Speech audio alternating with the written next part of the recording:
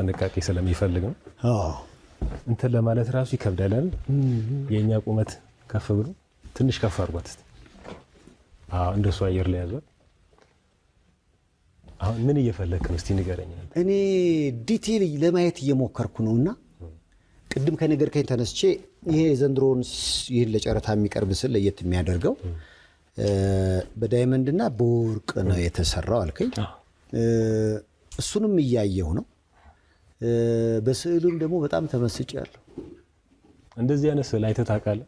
ካሁን በፊት አይቼ አላውቅም። ምክንያቱም የእመቤታችን ስዕል ብዙ ጊዜ ከለቅሶ ጋር አይቼ አላውቅም። ያ ይመስለኛል ለየት የሚያደርገው። በእርግጥ አንደኛ እሱ ነው።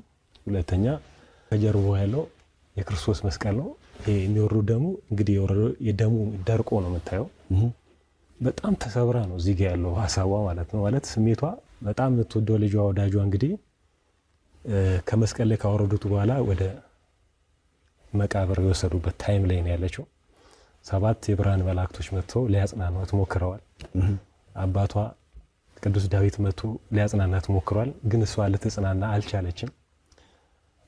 በትንቢት አረጋዊ ስምዖን እንግዲህ ገና ልጅ እያለ የነገራት አንድ ታሪክ ነበረ።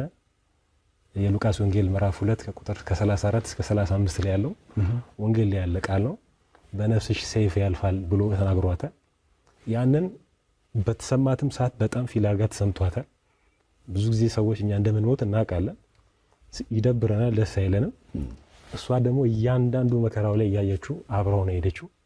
የመጨረሻ ታይም ላይ ድክም ብሏት አቅሟ በሆነበት ሰዓት ላይ ነው እንግዲህ ንግስት የሆነች እናት ስብር ብላ የምናየው ማለት ነው። ያ ትንቢት የተፈጸመበት ነው።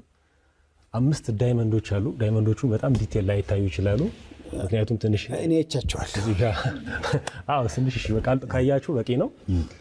ኖርማሊ በኢፖክሲ አድርጌ ነው ያጣበቀችው። ምክንያቱም በቀላል ነገር እንዳይነሱ ከማድረግ አኳያ 5 ቦታ አለው። እነዛ ናቸው 5ቱ ለእመቤታችን ውድ ያልኩ መከራዋ ነው። እንግዲህ አንደኛው ትንቢቱ የተነገራት ሰዓት ነው።